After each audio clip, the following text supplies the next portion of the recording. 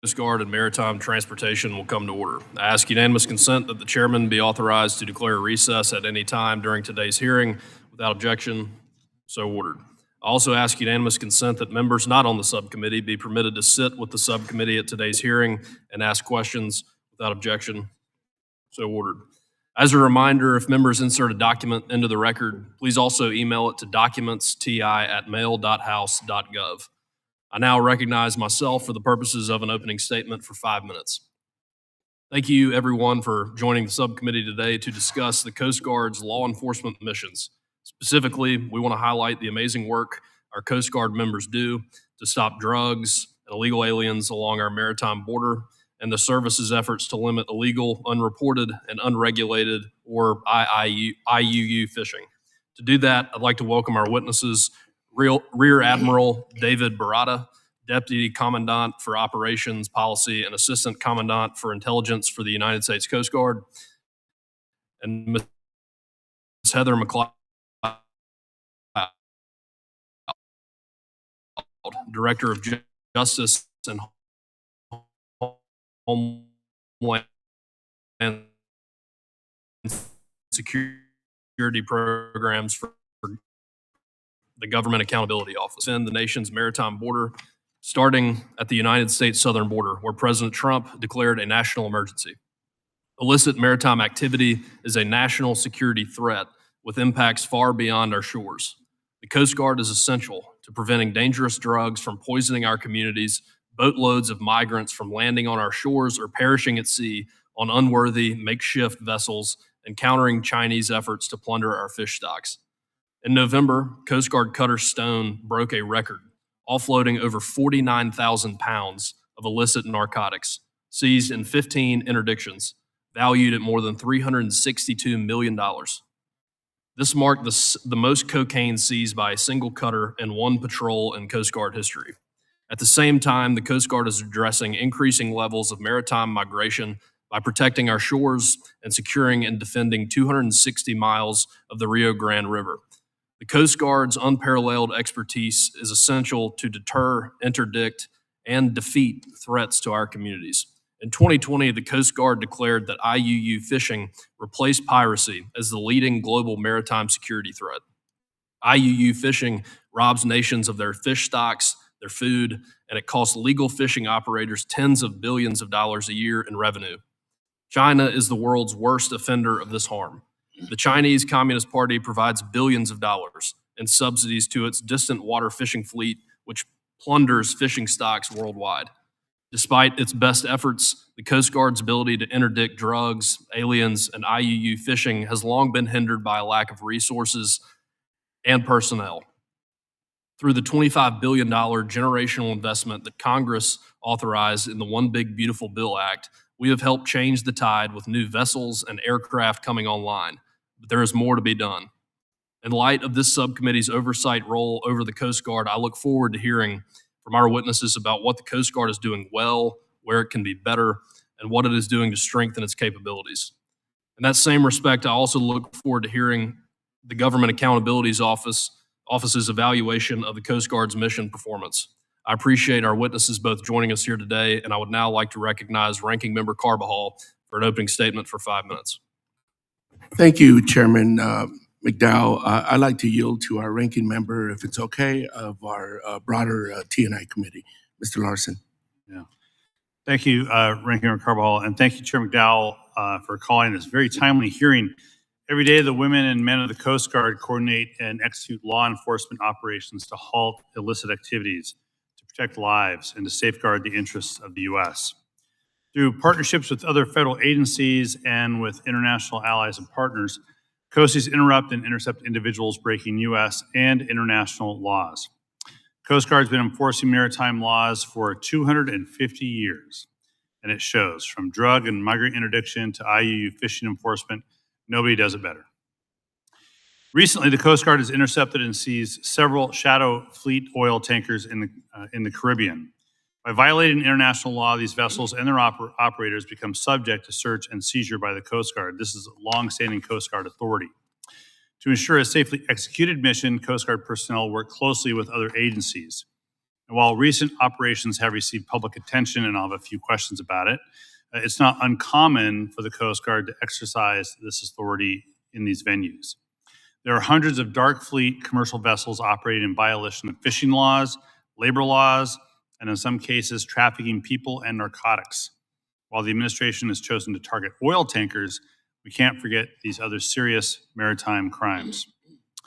Illegal, unreported, and unregulated fishing, otherwise known as IUU fishing, is when vessel operators violate national or international laws, regulations, or management schemes designed to ensure the sustainability of fish stocks. And most of these cases are found in areas like Oceania or Alaska and in and around the Aleutians. So we have certainly a direct interest in IUU fishing. Not only does this put a strain on fish stocks, but it also undermines hardworking fishers who abide by the law, including many of those folks in my district. The Coast Guard's role in addressing and preventing IUU fishing not only protects U.S. interests, it assists partners and allied nations.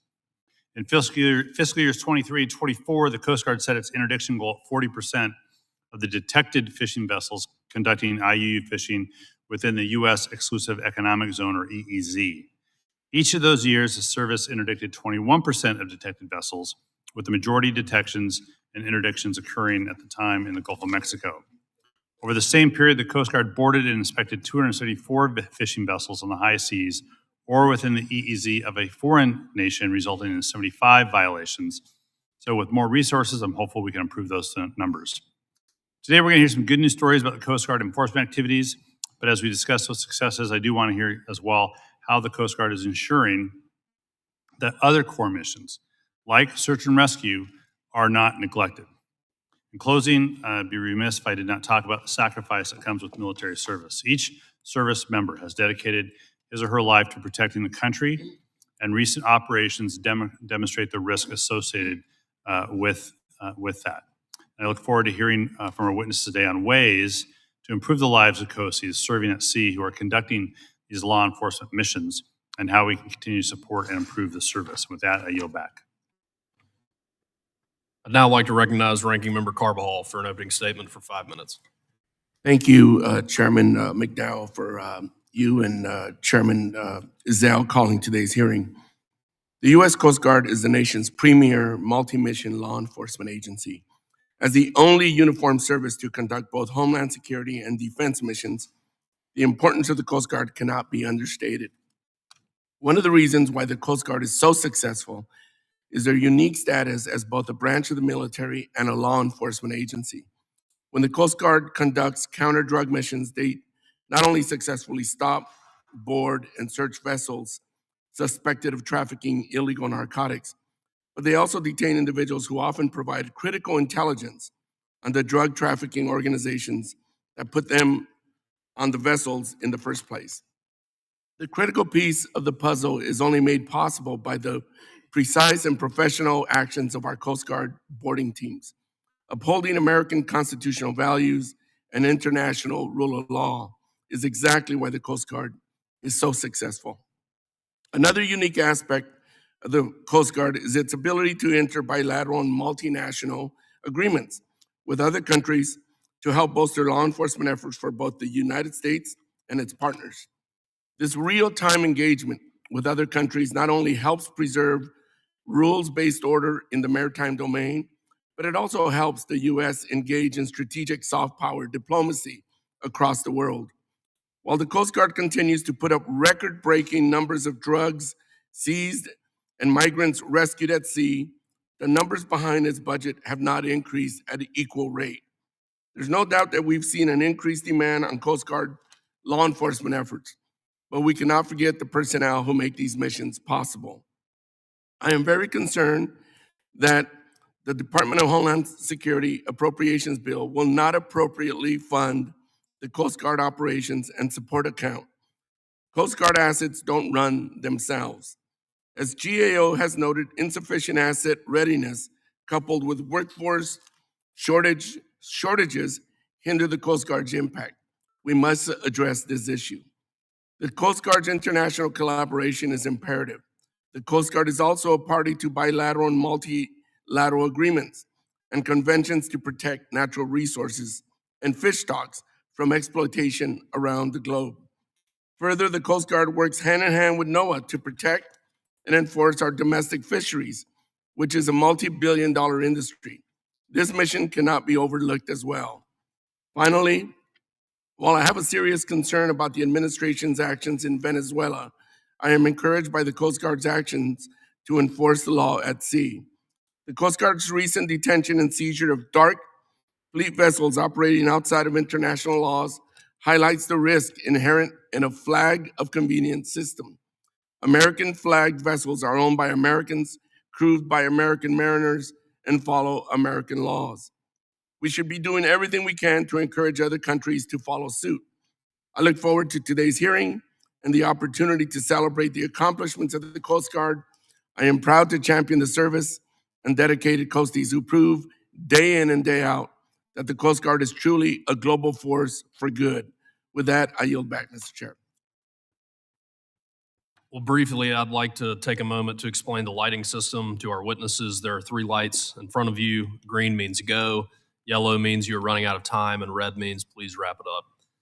I ask unanimous consent that the witness's full statements be included in the record. Without objection, so ordered. I also ask unanimous consent that the record of today's hearing remain open until such time as our witnesses have provided answers to any questions that may be submitted to them in writing. Without objection, so ordered. I also ask unanimous consent that the record remain open for 15 days for any additional comments and information submitted by members or witnesses to be included in the record of today's hearing. Without objection, so ordered. As your written testimony has been made part of the record, the subcommittee asks that you please limit your oral remarks to 5 minutes. With that, Admiral Barata, you are recognized for 5 minutes for your testimony. Good morning, Chairman McDowell, Ranking Member Larson, Ranking Member Carbajal, and distinguished members of the subcommittee. Thank you for the opportunity to testify today on the Coast Guard's law enforcement missions. As a military service, a federal law enforcement agency, and a member of the intelligence community, the Coast Guard represents a vital and unique instrument of national power. We control, secure, and defend our maritime borders and their approaches, facilitate commerce vital to economic prosperity and strategic mobility, and maintain readiness to respond to crises and contingencies that often arise with little or no warning. Transnational criminal organizations and designated terrorist organizations exploit the maritime environment to move deadly drugs towards the United States.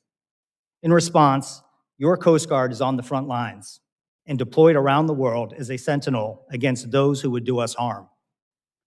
Last year, our crews and our partners' tremendous collective efforts yielded historic results, removing more than 500,000 pounds of cocaine and denying criminal networks access to over $3.4 billion in revenue. This is more than double the amount we removed in 2024 and nearly triple that of 2023. We are also intensely focused on interdicting the precursor chemicals used to manufacture fentanyl, leveraging our broad authorities and effective partnerships to detect and interdict fentanyl and precursor materials before they can harm Americans. The Coast Guard also confronts persistent illegal migrant migration in the maritime environment. We employ cutters, aircraft, and advanced unmanned systems to control, secure, and defend our maritime borders. We face this threat on the Texas and Mexican border, along the Rio Grande Valley, the maritime approaches to California, and the southeastern United States and the Caribbean. Smuggling organizations and aliens use a variety of craft, from hopelessly overloaded vessels to high-speed boats and jet skis to crude homemade rafts in their attempts. In response, the Coast Guard maintains a robust, forward-leaning posture to deter and interdict these voyages. In 2025, we interdicted or deterred over 11,700 individuals, a 120% increase over 2024. Along the Rio Grande, Operation Riverwall has already supported the apprehension or deterrence of over 230 individuals attempting to illegally cross since it commenced in August of last year. The Coast Guard also leads the world in combating illegal, unreported, and unregulated fishing, or IUU fishing. This requires us to overcome an aging fleet and the sheer vastness of geography. But our efforts are crucial to stemming the growing threat that IUU fishing poses to the United States economy and global food security. Malign, state-supported actors exploit weak governance, undermine world markets, and create instability through a number of illicit activities. Maritime drug trafficking, illegal migration, and IUU fishing are all examples of this exploitation in the maritime domain. Similarly, dark fleet oil tankers subvert the rules-based order by operating substandard vessels with obscured nationality and ownership and false locations and documentation. These actions endanger seafarers and the environment and provide revenue streams to transnational criminal organizations. The Coast Guard directly confronts these evolving threats both near and far from U.S. shores, delivering an exceptional return on investment to the American people. Through the continued tremendous support of the Congress, especially this subcommittee, we are recapitalizing our aging fleet with more capable cutters, aircraft, boats, and autonomous systems, and transforming our talent management to build a larger, more capable workforce, as well as pursuing comprehensive modernization through Force Design to 2028. To sustain these efforts and to protect the nation's maritime interests, we will continue to work closely with the Congress to support increased and recurring funding for the service, including operations, assets, and personnel readiness. Thank you for the opportunity to speak on behalf of the Coast Guard men and women. I look forward to your questions. Thank you. Now to Ms. MacLeod. You are recognized for 5 minutes for your testimony. Chairman McDowell, Ranking Member Larson, Ranking Member Carbajal, and members of the subcommittee. Thank you for the opportunity to be here today to discuss GAO's work examining Coast Guard law enforcement efforts. These efforts, including drug and migrant interdiction and prevention of illegal fishing, are vital to confronting illicit maritime activities. My testimony today will not be a surprise to anyone on this committee. GAO's work has identified persistent challenges Coast Guard faces related to vessel and aircraft availability, acquisitions, and staffing shortfalls that hinder the service's ability to meet its growing mission demands. We've made dozens of recommendations to the Coast Guard to help address these issues. Addressing our open recommendations pertaining to the Coast Guard's assets and workforce would help ensure that the service is efficiently using its resources to carry out its law enforcement missions. In 2025, the Coast Guard received nearly $25 billion for various acquisitions and in support of efforts to modernize operation and capabilities. This additional funding could help the Coast Guard address longstanding challenges that we've identified. Related to vessel and aircraft availability, the condition of the Coast Guard assets has been in a state of decline for decades. Our work has shown a concerning trend that the cost of maintaining these assets is increasing at the same time that their availability is decreasing. For example, in June, we reported that the availability of the cutters that the Coast Guard relies on for its law enforcement missions declined. We also reported that increasing maintenance challenges have led to cutters missing patrol obligations.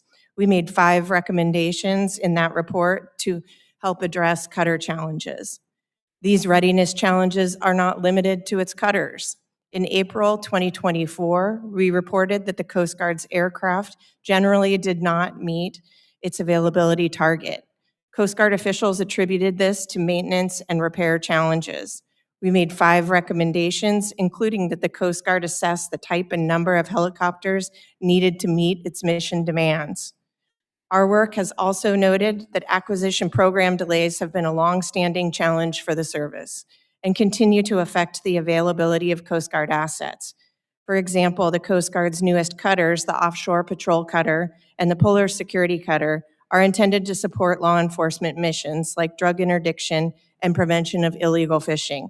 But we found that combined, these two programs are billions of dollars over their initial cost estimates and years behind schedule. We've made dozens of recommendations on how Coast Guard can better manage acquisition programs for new vessels and aircraft. The final challenge I'd like to highlight is Coast Guard staffing shortfall and poor workforce planning. In recent years, the Coast Guard has raised concerns that its mission workload has outpaced its workforce levels. Staffing gaps, particularly in specialized units like tactical law enforcement teams, can hinder drug interdiction and other law enforcement missions. While the service recruited more enlisted service members than it lost in 2024, that had not been the case in prior years.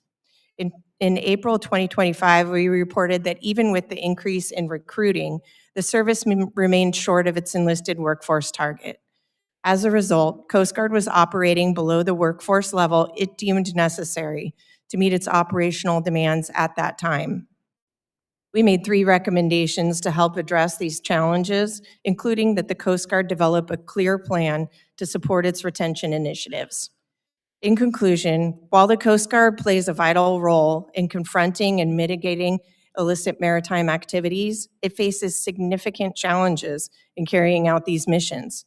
Addressing our recommendations in these areas will help ensure that Coast Guard is effectively and efficiently using resources to carry out these critical missions and protect our maritime borders. This completes my prepared statement, and I'm pleased to respond to any questions you may have. Thank you. I'd now like to begin questioning, and I'll recognize myself for questions for 5 minutes. I want to thank you again for being here with us today, and just want to give a very heartfelt thank you to the members of the Coast Guard, and especially to the Stone. It's incredible work, and our country thanks you for that. But the Coast Guard recognizes illegal, unreported, and unregulated fishing as the leading global maritime security threat. And it's no coincidence that the largest perpetrator of this illicit activity is China, whose many violations include fishing in other nations' exclusive economic zones and incorrectly reporting fishing activity. Can you, Admiral Barata, can you characterize the economic harm that these violations, or to either of you, can you can you characterize what this IUU fishing, how it harms the United States, and explain what steps are being taken to prioritize that threat? Chairman, good morning. Good morning again.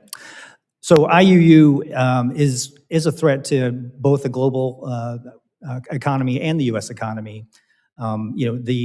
The illegal catch that is brought in to the United States devalues the work that our domestic LMR, living marine resources, the fish stocks that we sell to our own folks, and impacts over $150 billion that our fishermen bring to the global domestic product. So, from our standpoint, it's a very difficult issue to deal with. As we look at the number of fleets that are out there, the distant water fleets, there's about 6,000 that we know are registered with China, and almost 17,000 that we think are registered in other flags that are conducting this type of work.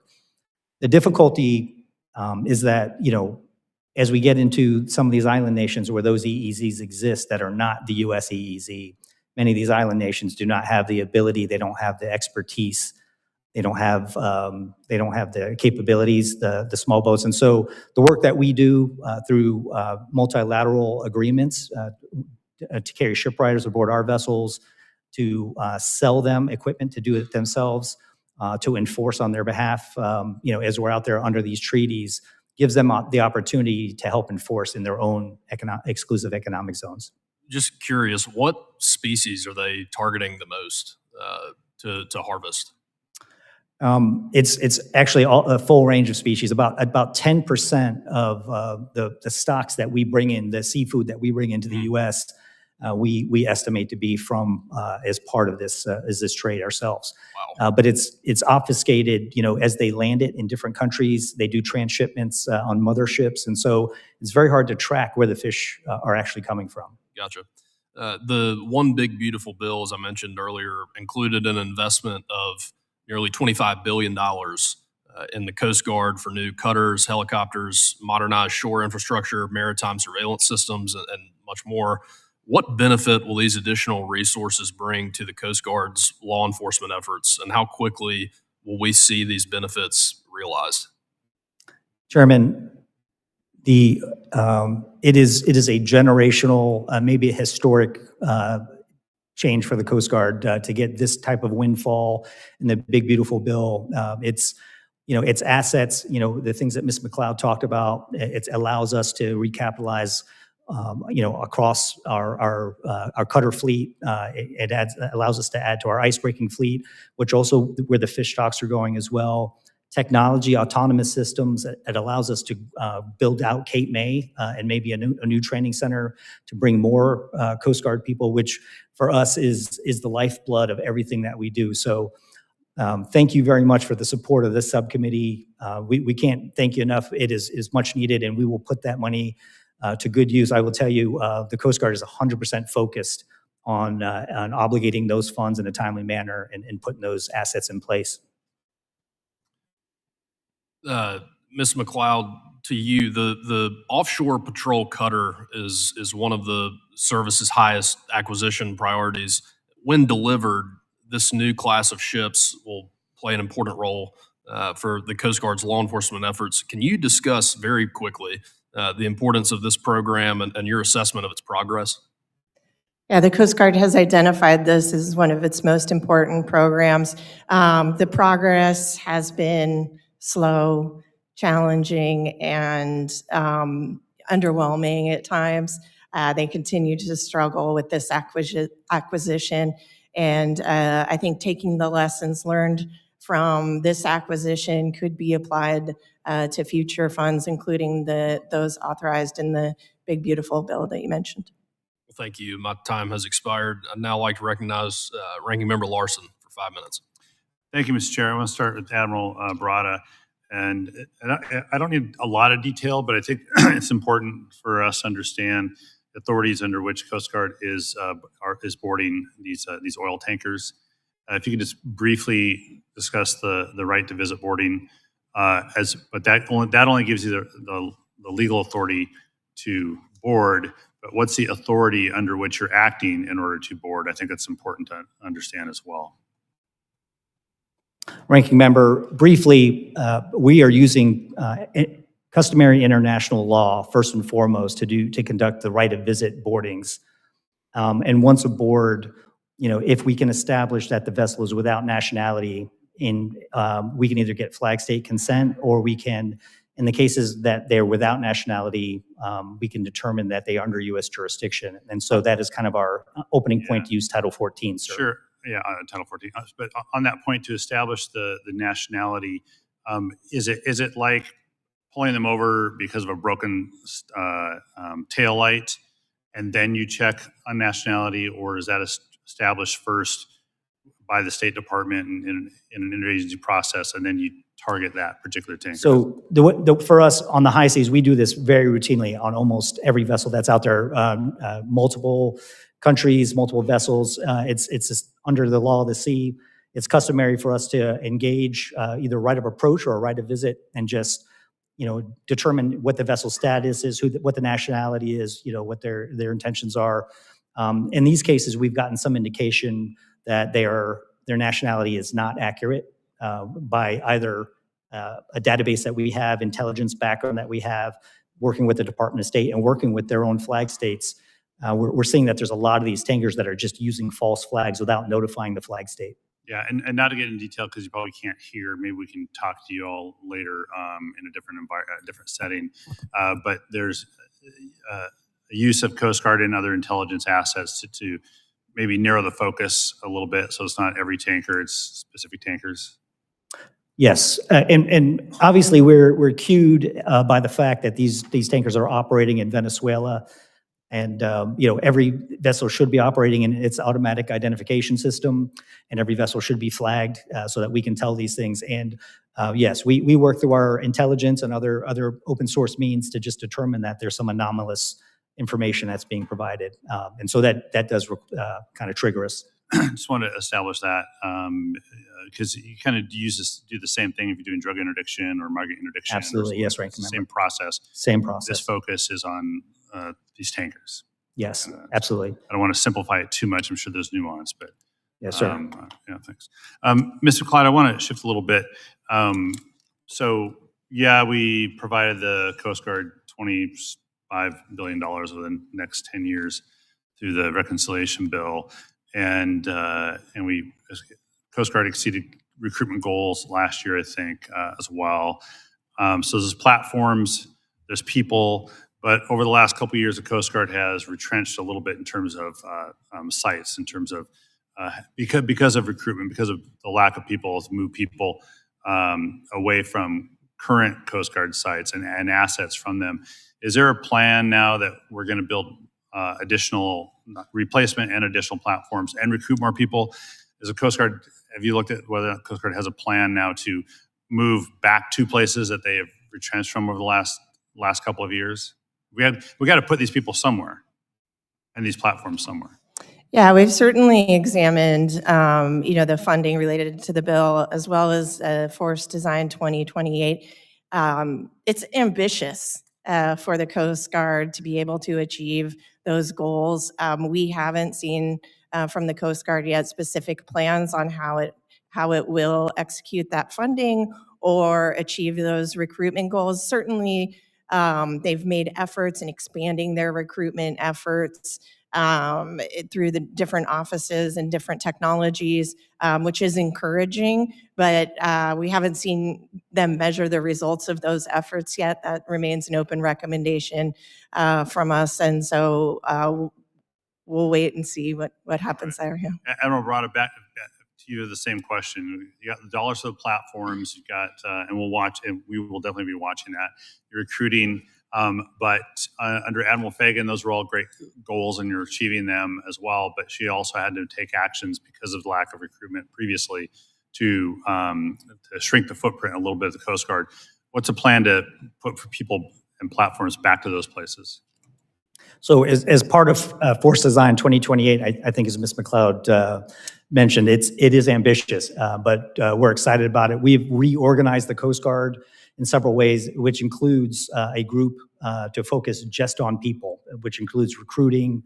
And as you hinted at, over the last few years, we had been short, almost 9,000 people short on the enlisted side. And so the first thing we need to do is get those folks into the service and then expand by another 15,000. And so those are part of our goals to crew those ships, to return those stations where we had to take some of those operators and place them elsewhere for our most demanding needs. But we have a plan in place. We're happy to come and talk to the subcommittee about what that plan looks like, sir. That'd be great. Thank you very much. Chairman now recognizes Mr. Webster. 5 minutes. Thank the witnesses for being here today and your testimony. Really appreciate that. Thank you, Chairman. Appreciate that too. Admiral Barata,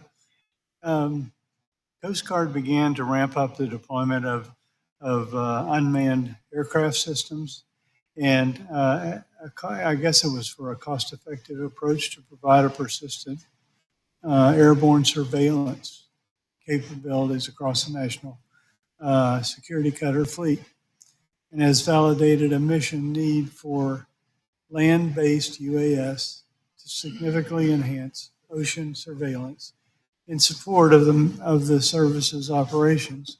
How is the Coast Guard currently utilizing drones as a kind of a force multiplier for the agency's law enforcement missions? And how do we hope to see them in the future, use them in the future? How do they use to progress what's already started? Congressman, good morning. Good to see you as always, sir. So the Big Beautiful Bill gives us quite a bit of funding for all types of autonomous systems, which we kind of break down into long range, mid range, and short range. Some of the short range drones we have found to be great force multipliers at a lot of our local patrol boats and our shore-based units to do any number of things. Especially for instance, where we don't have an air station or we don't have a helicopter or an aircraft available to us to help with search and rescue in some cases, to help with pollution response. When I was the district commander down in the Heartland district, we had a wellhead that had let loose and it was spilling oil. And we worked with NOAA to put drones in the air to kind of reposition the boom, as the oil was spilling and it was progressing into the marsh to protect sensitive areas. So if you think about just a local unit, arriving in a government vehicle and not having the ability after, for instance, on the Mississippi River, where there a number of barges maybe have crashed and sunk, to kind of put a drone in the air and take a look and see, what the expanse of that is, what the damage looks like to the bridge and other things. Those are the type of things that if we put this technology in the hands of some of our innovative young people who are really excited about this, we have a program where we actually, we qualify folks from the unit. And so many of these units these kids are volunteering. There's 8 or 10 kids at a time who are, I say kids, these are petty officers who are 27. They're much younger than me. So, but they're taking the ball and running with it. And we're pretty excited about that capability. So they're in the air and they can see and you can see and what's going on. Is there more to it than that? Is there more than just reconnaissance by them, or is there some other use? No, Congressman. We're using it to inform our operations, and so for us, awareness informs the operational commander and allows us to deploy assets, change tactics, reach out to agencies in some cases, or even call assets off if we can determine that, hey. For instance, we get a lot of false reports about things. Hey, maybe there's a kayak floating out in the middle of the bay. Instead of launching a helicopter, we might be able to launch something like a drone. Look and see that it's something that's just a piece of flotsam that's not really has somebody on it, and kind of discount that as a SAR case. So, how would the development of a robust UAS program allow the Coast Guard to better accomplish its mission, multi-part mission, actually? Congressman, it's going to reap us untold benefits. I think we've talked about the far reaches of the Pacific.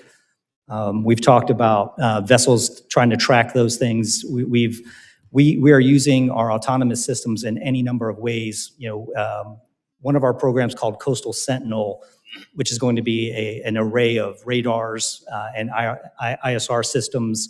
It's going to have unmanned waterborne systems, air systems. That's going to allow us to have pervasive maritime domain awareness and understand the threats that are on the border, conduct search and rescue, sea pollution spills, all of these things. And so for us, that is the future. And what we want to do is allow those systems to do some of the work where we might not need a human being, and free up the Coast Guard experts to do just what only they can do. That's our goal. Director MacLeod, GAO report, it concludes that while there's kind of intended to be a short duration, the Coast Guard has sort of surged operations to counter maritime migration and surges for 3 years.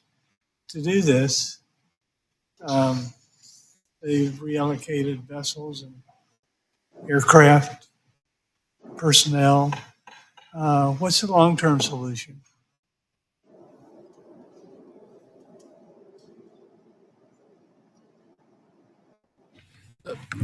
Please answer quickly. And, Oh, I'm sorry. Yeah, I didn't mean to say Mr. MacLeod. Rear Admiral Barata. Yes, you're right. Go ahead and answer. Okay. Okay. I think if I heard you properly, you were talking about the surges and the Coast Guard efforts related to that. I think each of the Coast Guard efforts in times of surge, whether it's a migrant surge or a response to drug flow, just recognizing that there are trade-offs among these missions, and as the Coast Guard turns its efforts to one, something is happening in the other area, and being able to understand the impact of those efforts on the other missions is an important effort for the Coast Guard. Thank you. Now recognize the ranking member of the subcommittee, Mr. Carbajal, for 5 minutes. Thank you, Mr. Chair. Admiral Barata, prior to the invasion of Venezuela, we saw confirmed reports that U.S. military forces carried out strikes on vessels in the Caribbean and Eastern Pacific that the Department of Defense said were involved in drug trafficking. Given that maritime drug interdiction and law enforcement are a core mission of the United States Coast Guard, can you explain to this committee how the Coast Guard and the Department of Defense coordinated on these actions, especially in terms of legal authorities and ensuring compliance with international and United States law, or not? Ranking member, in regards to the kinetic strikes on the drug smuggling vessels down there, I'd have to refer that to the Department of War. The Coast Guard was not part of those actions at all. Thank you. Admiral Barata, we have received reports that the Coast Guard has experienced a degradation in information sharing from traditionally reliable international partners. How important are our allies in the success of drug interdiction in the long run? They are vital to our success. And I think many people in the subcommittee, members of the subcommittee, are familiar with JIATF South, the work that's done out of Key West, the Joint Interagency Task Force down there, led by the military and coordinated. 60% of the work that's done in JIATF is assisted by partners, whether that's bilateral agreements, joint boardings, or assisted boardings. For us, the Coast Guard Title 14 is the key for a lot of this drug enforcement that takes place as a potential violation of U.S. law. And so, as Ms. MacLeod has highlighted, sometimes we do not have the cutters in place to do that, but we can do some of these boardings with a tactical law enforcement team. And so we get a lot of assistance from our partners in doing this type of work. Thank you. I've had the opportunity to visit the JIATF South and have witnessed firsthand all the work that is being done down there. Ms. MacLeod, your statement mentions 20 open recommendations since 2023 pertaining to maritime law enforcement operations. Which recommendations are the most urgent to improving the Coast Guard's ability to interdict drugs, interdict migrants, and thwart illegal, unreported, and unregulated fishing? All of our recommendations are important, and I'll just note that the Coast Guard has agreed with the vast majority of recommendations that we have been making in these areas. I think a couple of areas that it comes down to, and I'll highlight just one, is data and information. So the Coast Guard needs better data to be able to make these decisions about mission trade-offs. And by having such information, it could improve their performance, as you mentioned, where the cutters are, where the people are, doing these workforce analyses to understand the priorities amongst its limited workforce, and could assist in the surge operations when they do come. Thank you. I know that's like asking a parent, pick your favorite child. Admiral Barata, would vessel safety, economic security, and national security improve if the flags of convenience system were abolished?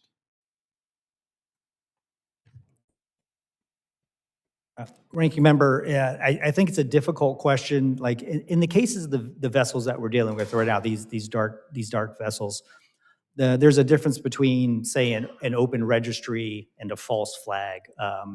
In these cases, what we have found is 4 of the 5 vessels just were under a false flag. They had either were not registered at all, or they had not notified the country that they claimed to be flagged under that they were there. And so when we worked through the Maritime Operational Threat Response process, when we went back to the Department of State, they reached back to that country and just tried to validate the status. The country was completely unaware that they had, or the country had no registry that was open to other vessels. So I think what we're seeing here in this case of these, there's about 300 at least that are mainly tankers that are operating in this dark shadow fleet.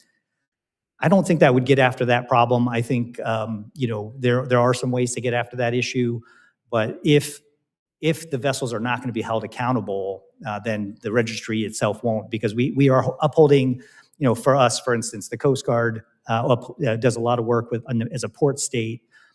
We validate these vessels are inspected, that they have their documentation and these things. The vessels that we're going aboard right now have nothing. They have all false documents, sir. Thank you. I'm out of time, so I'm just going to read my last question to the record, if you could answer it later. Admiral Barata, it's been reported that the Coast Guard is hiring vessel inspectors to assess and repair seized tankers. We know that the service is already short 150 vessel inspectors, which has meant a less than ideal vessel inspection schedule for small passenger vessels. If you could, for the record later, submit an answer to how will the shortage, coupled with the new priority of inspecting seized tankers, affect the frequency of inspections of small passenger vessels? If you could answer that later, that'd be great. Thank you, Mr. Chair. I yield back. I now recognize the chairman of the House Foreign Affairs Committee, Representative Mass, for 5 minutes. Thank you, Chairman. Appreciate it. Ambassador, thank you for being here. Thank you for being here, ma'am. I want to stick with the ghost ships and maybe extend a little bit of the conversation that we were just having, understand a little bit more of the risk profile about these ghost ships that are legally moving Iranian oil. So just number one, when we talk about that risk profile, compare, contrast it to a traditional ship that you might board, check out their certifications, things like that, in terms of spill probability, hull integrity, crew competency, things like that. Give me a brief compare and contrast to something that's a legal operating vessel. Well, again, we haven't seen many. These vessels we're seeing right now are probably the first couple that we've gotten aboard, but I will tell you, they are very... And again, first couple you've gotten aboard? Yes. Is that what you said? Yeah. Yes. We typically, the shadow fleet operates between China, Iran, Russia, Venezuela, Cuba. We don't access them. The Coast Guard the U.S. Coast Guard doesn't normally see them because they're not allowed to enter U.S. ports. But the one in particular that we boarded, the skipper, was extremely substandard. It was extremely overloaded. The cargo systems were not functioning properly. How overloaded? How substandard? Extremely, yeah, very substandard. They had loaded cargo into areas where they're not normally allowed to load cargo. They pressed those up, but the cargo systems themselves were not working. The firefighting system was not operating properly. Just basic firefighting, life-saving issues. It's fair to say these are not the newest, latest, and greatest. No, these are old. These are old ships. The value on these tankers is the cargo. The vessels themselves are not in good shape. Okay, tell me about insurance carried on these. If they're moving oil and one of these ghost fleet vessels goes out there and has a spill versus something that is otherwise a normal operating vessel. As we've gotten aboard, all the documentation has been false. And so, everything that we would normally require on a tanker to even operate in the United States, insurance, P&I Club, COFR, all of those things, we presume that they don't have it. And so we are treating it as if they don't. So you're saying these ghost fleet vessels, maybe they carry fraudulent documents, but they're nothing more than fraudulent in your experience? Is that? What we've seen so far is that they're all the documents they've had are not in compliance with international standards. Now, my understanding is, and please correct me or educate me on this, it might be we might label it for our purposes an Iranian ghost fleet vessel, but that doesn't mean this is an Iranian flagged ship. Where are these? What's the difference between where they're flagged and where their actual beneficial ownership is? Where do you find that coming into play? What we have found is that they're making multiple claims of ownership, multiple claims of flags. So we do. Where are those claims of ownership typically? And it's been varied. The flags that they've been claiming have been in West African countries, that don't have the ability to validate those things on the international level, those type of things. The owners themselves are obscured to us. The vessels that have been seized by the Department of Justice, I'd have to refer you to those if they have access to the owners. Distinguish between these terms, if you can. Again, help educate me on this. A vessel's registered owner versus the beneficial owner versus the operator versus the charterer. Walk me through those different terms and why they matter. I'd have to get back to you on that, sir. We normally, in the Coast Guard, deal with the owner-operator, the primary representative of the vessel when we're taking official action. The nuance of some of those I can get back to you on, sir. So would you categorize this as certainly an environmental issue that these ghost ships are operating, an environmental issue for the Gulf? Well, we are working to mitigate it. I think, the amount of cargo that's aboard some of the vessels, these are 1,000-foot, very large crude carriers, VLCCs, as we call them, that are too large to enter into U.S. port. And so what we're doing is we're putting our marine inspectors aboard in order to mitigate that. We're working, to put salvage experts aboard. We have tugs aboard. We have folks trying to work to fix the equipment aboard. So to summarize it, and if I missed something, let me know. But you said crews typically have a level of incompetence or untrained or just don't have the experience on these ghost fleets. That's fair to say. The crews themselves, I wouldn't want to categorize, how they've been operating the vessels. I would say the vessels themselves are substandard. We have not evaluated the crews. Okay. Thank you for your time. My time has expired. Thank you for Thanks, the Carter. answers, and all the best. Semper Paratus. Gentleman yields. Ms. Strickland? Ms. Strickland? Oh, he's back. Thank you, Chairman Ezell and Ranking Member Carbajal, for holding this hearing. I first want to focus on force laydown and the Coast Guard's commitment to maintaining capabilities in the Indo-Pacific. A December 2025 Coast Guard report confirms that the Hawaii home-ported cutter Harriet Lane, which has been central to conducting maritime law enforcement and expanding maritime domain awareness in the Indo-Pacific, will likely be relocated due to home port limitations. Rear Admiral Barata, can the Coast Guard commit to ensuring that critical Coast Guard assets remain in the Pacific? Congresswoman, good morning. So the Harriet Lane obviously is, they are located out there, been doing tremendous work. We've been very happy with them, and we're trying to push as many cutters as we can into the Indo-Pacific. And so we're still working on that. The Harriet Lane will not leave the Pacific. That we guarantee that. We're just looking for a place that suits the operations and the families that can accommodate her. Great, thank you. And we must maintain a credible U.S. posture in the Indo-Pacific to deter CCP coercion and honor our commitments to those nations. I'm going to pivot a bit now, and I want to talk about the bigger picture of the Department of Homeland Security's actions. The Coast Guard operates under the jurisdiction of DHS. First of all, the American people deserve to feel safe wherever they are, at home, in their neighborhoods, and the work that you do is integral to that. This administration was voted in on the promise that it would deliver safety for all Americans. DHS broke that promise the moment they started marching into American cities and turning their guns on innocent citizens under the pretense of protecting communities. When people want to be part of the Coast Guard, there are strict recruiting standards. You have to pass a background check. You have to be qualified. The training is extensive. From what we're seeing with the latest recruiting efforts, that's not the case with ICE agents. At every turn, they are choosing the most reckless response possible and then refusing to be held accountable for it. They took no accountability when a SWAT team dropped down from a Black Hawk and stormed Chicago in an apartment building raid that led to no criminal charges. No accountability when agents shot 2 people during a traffic stop in Portland. And no accountability whatsoever when a masked ICE agent shot a 37-year-old woman in Minneapolis in the face. No accountability when the administration then stonewalled state and local law enforcement trying to conduct a fair fact-finding investigation. Americans, regardless of political affiliation, Democrats, independents, and Republicans are outraged at this administration's complete overreach and assault on the rights of the American people. But this was never about immigration for them. This is domestic terrorism. American lives have become an afterthought to this administration's ultimate goal of scaring people, declaring martial law, and using ICE as the president's personal police force.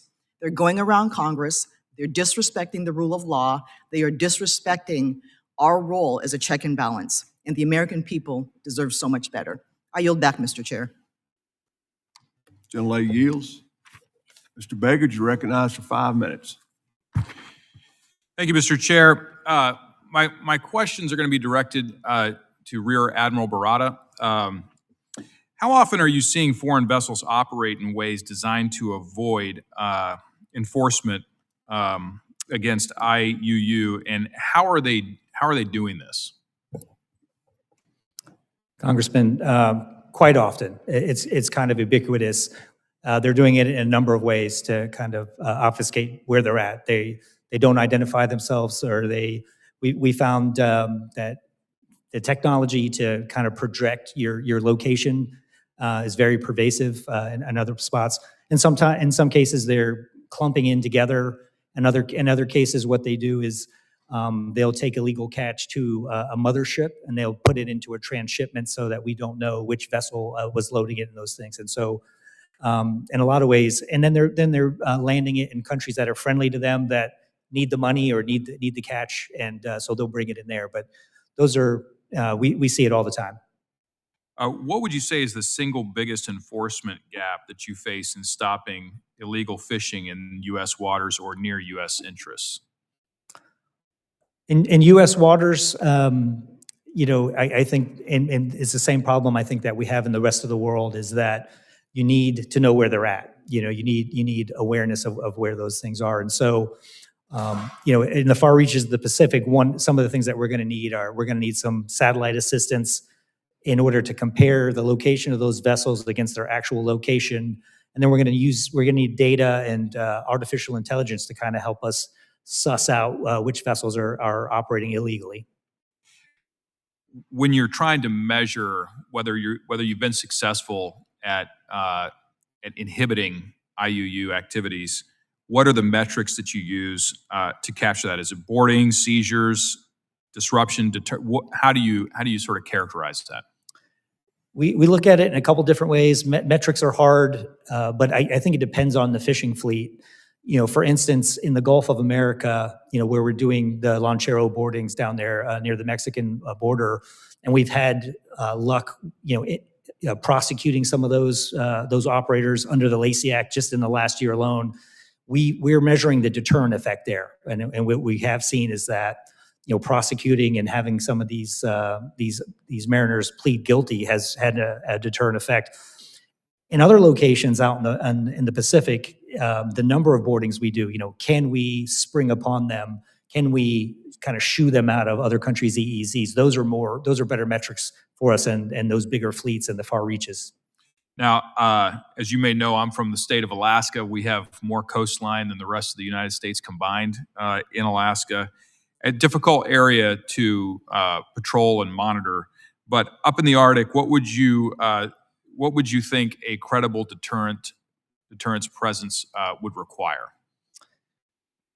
As you say, sir, we love Alaska. It's beautiful up there. But some of the most challenging conditions that we operate in, for a number of reasons. The weather is one, but time, speed, distance is another one. And so, in answer to your question, I think we would need a couple things. We need cutters up there. Presence matters, especially when our adversaries are up there.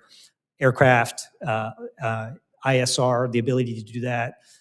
We need some land-based stations and those things. And so the ability to be there when we need to be there, which I would think is year-round, at least we're getting there. But at least when vessels are there and when our adversaries are there, to know what they're doing and then to do something about it. And I appreciate you saying that.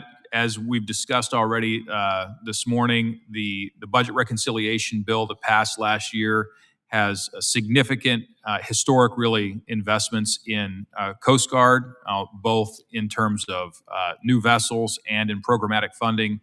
And hopefully we'll be able to get some of that deployed in Alaska on a permanent basis to help you and your mission for deterring IUU fishing activities off of Alaska's coast. At the end of the day, Alaska provides 60% of the nation's seafood catch, and we want to make sure that that our fishing families and those who rely on them are well protected, and they have a strong economic interest to continue to harvest that food off of Alaska's coast. So we appreciate your support in that mission. We love our Coast Guard, and we thank you for your service. And with that, I yield back.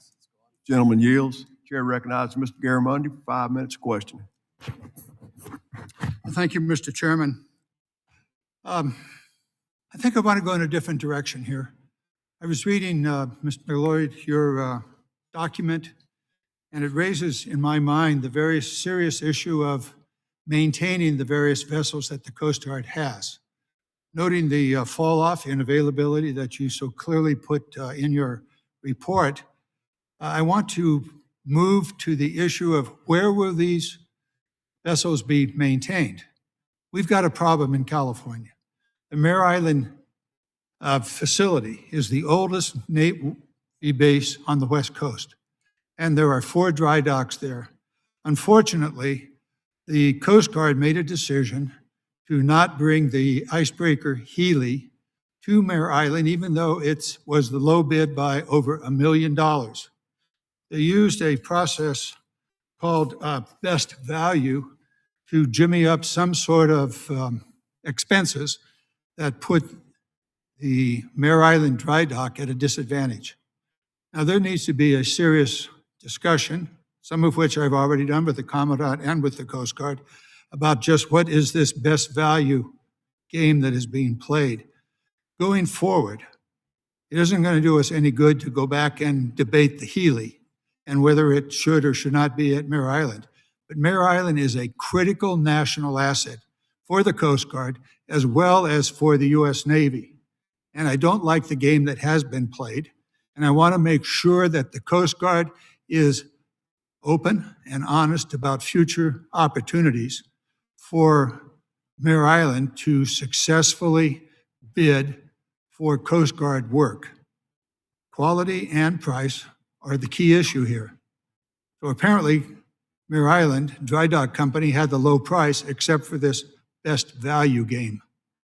So going forward, I want to be sure that the Coast Guard understands the critical nature of work being brought to Mare Island. Oh, by the way, the Alameda station's about 10 miles away, and so there's a nexus there.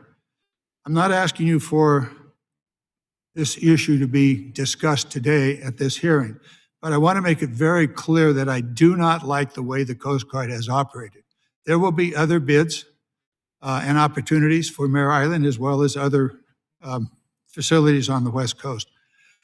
But the Coast Guard and the Navy must recognize that the Pacific is one very, very big ocean, and that the Coast Guard needs to make sure that all of the facilities available on the West Coast, whether it's San Diego or the Northwest or California in the San Francisco Bay Area, have an opportunity to bid.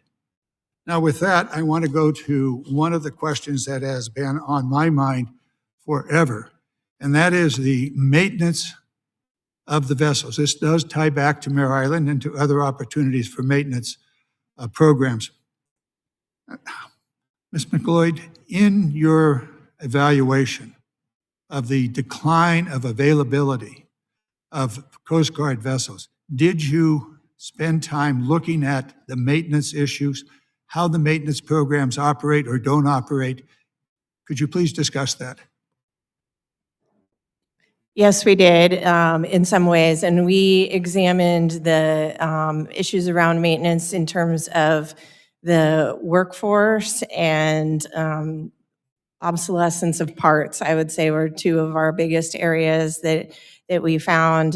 Some of the cutters that are due for maintenance are being pushed to operate out in a surge operation due to the limited capacity of the assets, and workforce shortages. And secondly, in terms of parts obsolescence, some of these cutters can't operate because of malfunctioning parts, and then they are taking the part from a Excuse me. different cutter. Excuse me for interrupting.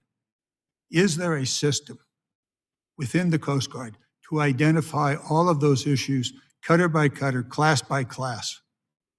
And in other words, is there a maintenance reporting system set up so that the Coast Guard knows what the problems are and what they need, what they then can do to solve the problem?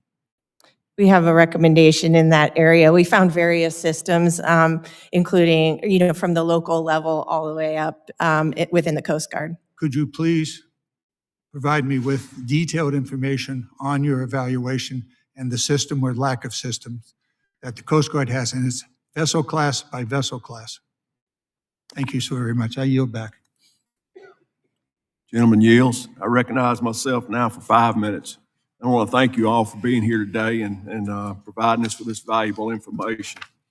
Admiral, last fall during Operation Pacific Viper, the Coast Guard seized more than 150,000 pounds of cocaine in the Eastern Pacific Ocean. This is more than 57 million potentially lethal doses. In November, Coast Guard cutter Stone broke the record for the most cocaine seized by a single cutter in a single patrol in Coast Guard history, offloading over 49,000 pounds of illicit narcotics worth $362 million. What do you give the credit to for these record-breaking numbers? Chairman, good morning. Good to see you, sir. I think, this is a result of, one, that we put some capacity down there, and as a result of the president declaring that national emergency on the southern border, and with a focus on illicit drugs and fentanyl. The other one is that we've gotten quite good at this, and I think with what we've shown is that when we have the assets in place, an asset like the National Security Cutter that has an armed helicopter on the back of it, that has a law enforcement trained tactical team, the right small boats, communications, overhead satellites, ISR coordination with Giant of South and our partners, that we can really get after this problem set. Good. What other law enforcement success has the Coast Guard seen specifically in the Arctic? In the Arctic, we just talked with Mr. Begich about the importance of that area. I think one example that comes to mind is last summer there were 5 Chinese research vessels that were operating on our extended continental shelf, and a combination of the Healy, the Weishi, and the newly commissioned Storis were able to challenge them under the rules-based order and then have them evacuate that area. very good. Chinese vessels tend to be the largest offenders of IUU fishing. How does the United States Coast Guard confront these vessels given the aggressive Chinese Coast Guard? And what does the Coast Guard do to counter Chinese IUU fishing efforts?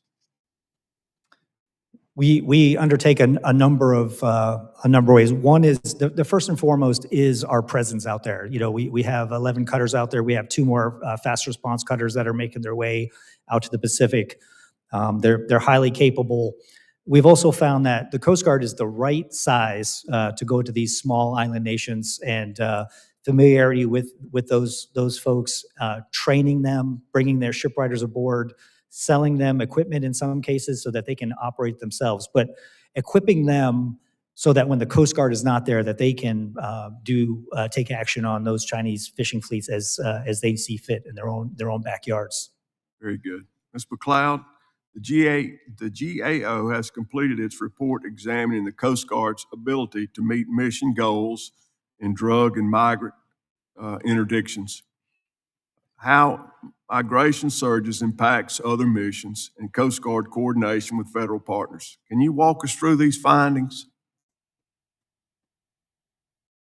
Yes, in our report that was issued today, we provided a 10-year trends in drug and migrant interdiction along with other Coast Guard missions. I think how it bears out is, when the Coast Guard is focusing on one mission, it's it's taking away from the other missions. And so the balance of missions is a tricky position for the Coast Guard. When we found that they were not meeting their own performance metrics in the drug and migrant interdiction mission, that has to be looked at within the context of when they're shifting things to other missions without having the data to support where those metrics should be set or the context. It's difficult to understand exactly how they're laying out their assets and workforce to meet the performance metrics that they've established.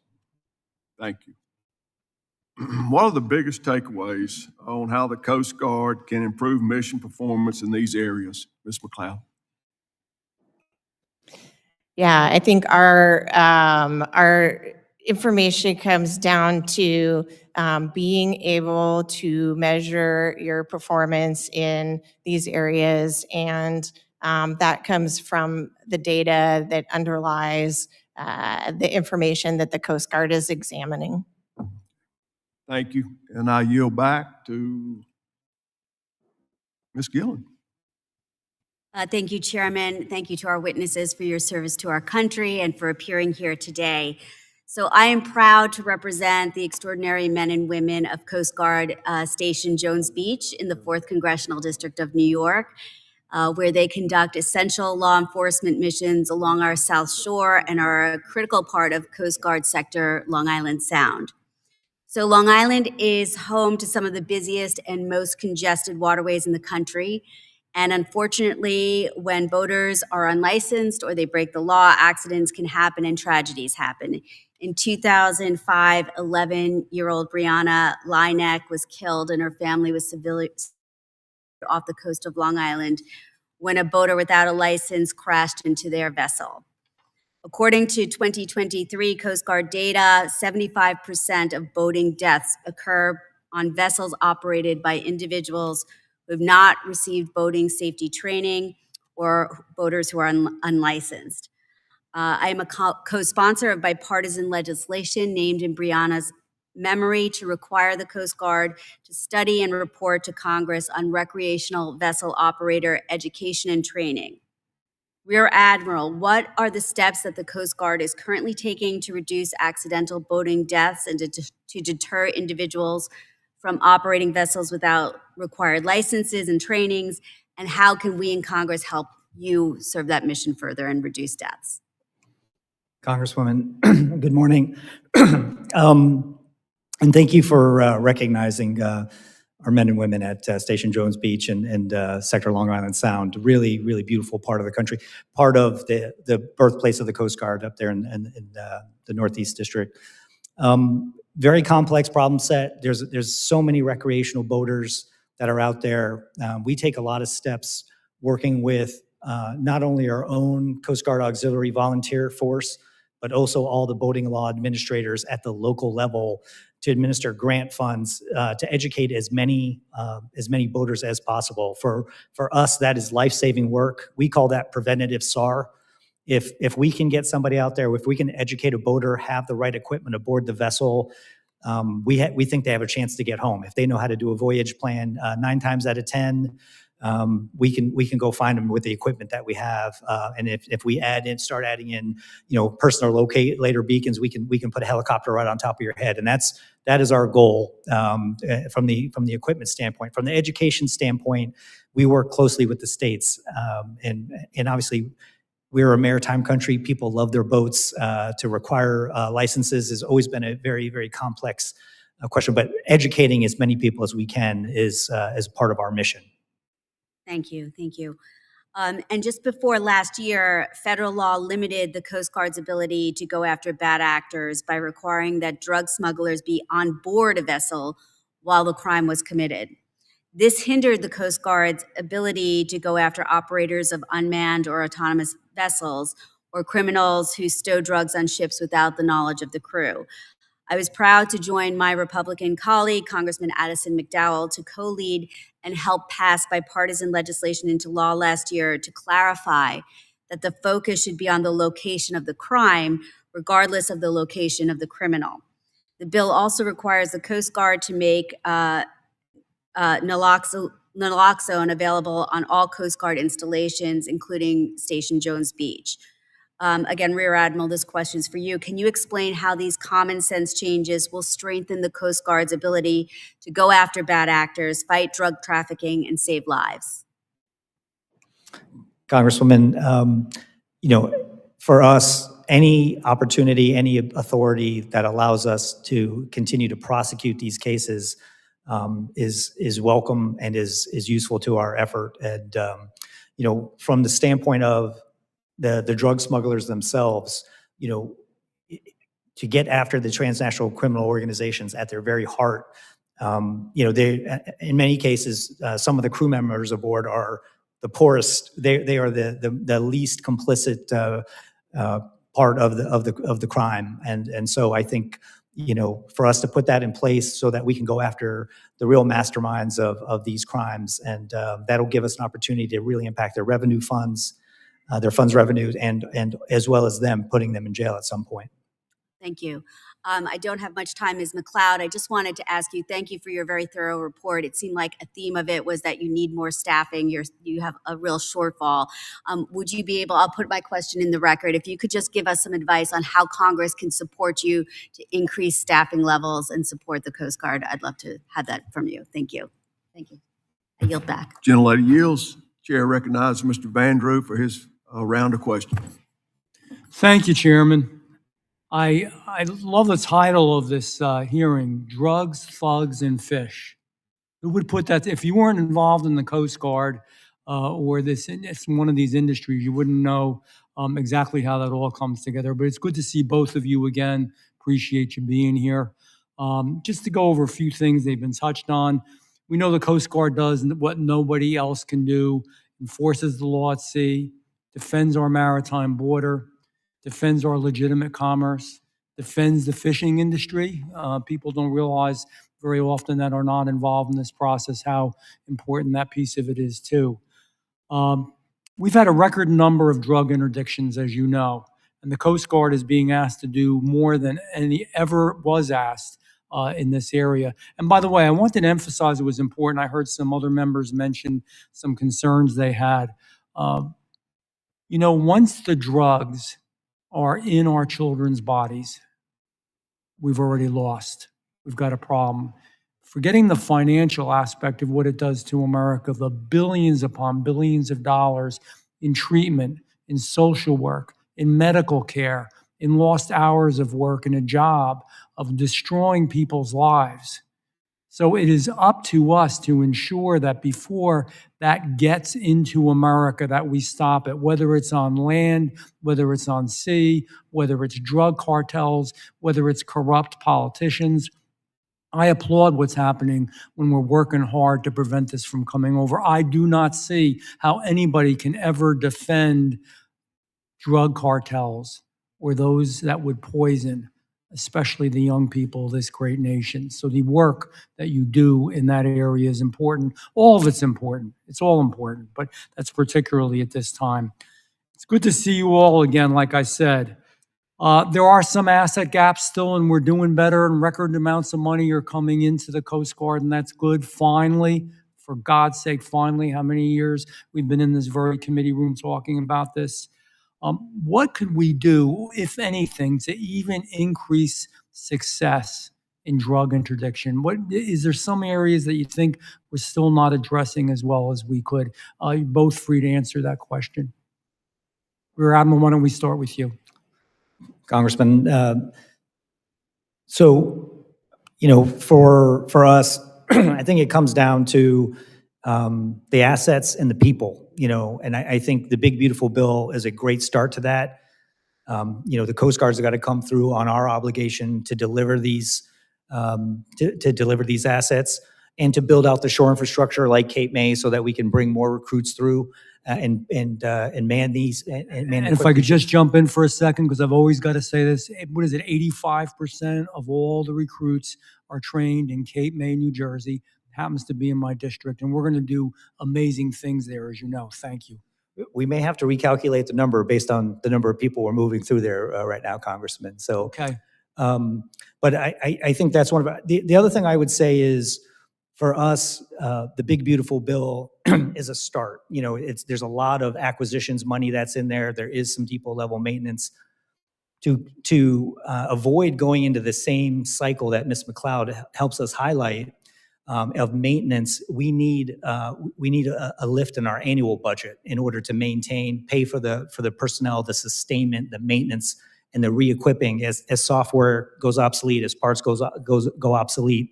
We need that continued support from the Congress as well. So that, Chairman, that's something we might keep in mind and work all of us together on that issue. And you know, we always hear all these terrible things about the big beautiful bill. I don't agree, and I'm trying not to be partisan here.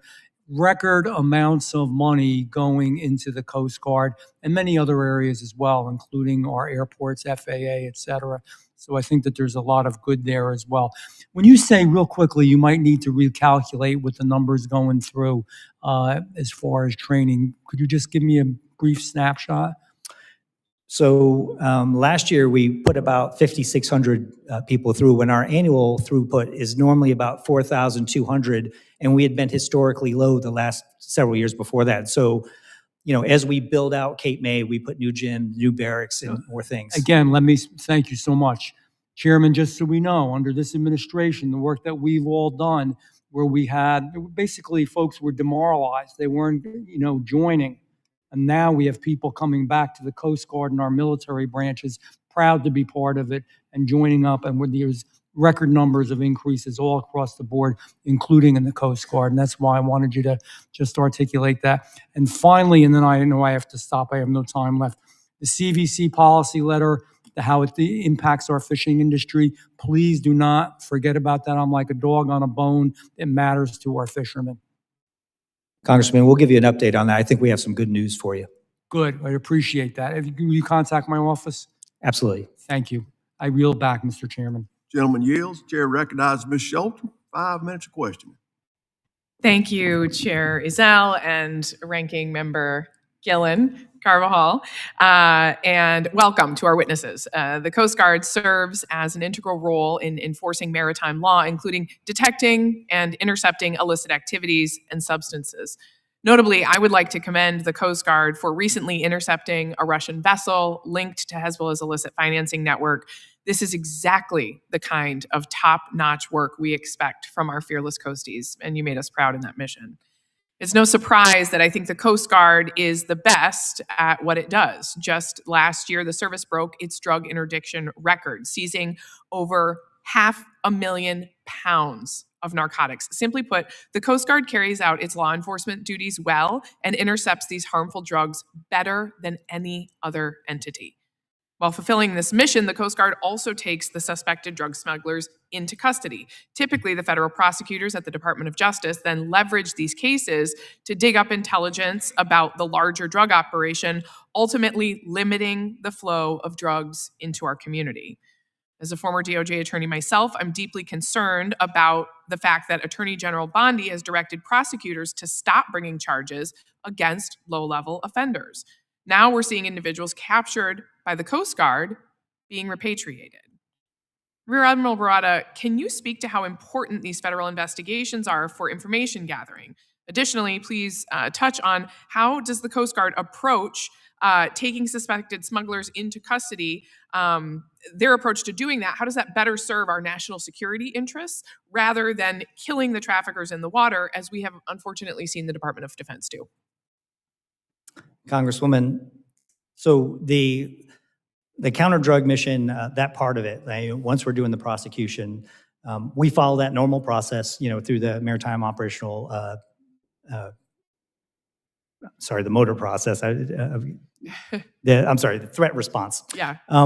We go back to the Department of Justice, and in some cases, if their policy changes as it has recently, there is still intrinsic value in us, getting these drugs off the street, as been highlighted here, and then conducting those interviews with them, going through the materials that they have available to them, the cell phones that they have aboard, and using that to help disrupt the flow of drugs as they come in. we also take biometrics off off the smugglers. And so, whether or not they are put back into the system or they're prosecuted, those drugs are not making their way to the street. As far as there is a deterrent effect to some of the kinetics strikes that are going on in some of the drug smugglers that we've seen. Whether that's going to be short term or long term remains to be seen. But the kinetic strikes, the killings. Let's be clear here. You're not collecting biometrics from those individuals or getting additional detailed information about their plans as you would when you're arresting other individuals. We are not. My next question, while drug and migrant interdiction are clearly critical parts of the Coast Guard's mission, I also want to ensure that Congress's unprecedented investment in the services also supports its other functionalities. Back home in Muskegon and Grand Haven, also known as Coast Guard City, USA, the Coast Guard search and rescue operations are always top of mind for families who come to enjoy the beach, or even when they're not supposed to, climb Lake Michigan's beautiful ice formations. Rear Admiral Barata, with a reinvigorated push towards its law enforcement efforts, how will the Coast Guard ensure there isn't disinvestment in other mission-critical areas, particularly as the service is about 8% short of enlisted personnel needs right now? Additionally, can you assure that stations like those in my district will not be closed with the current administration's emphasis on drug seizures?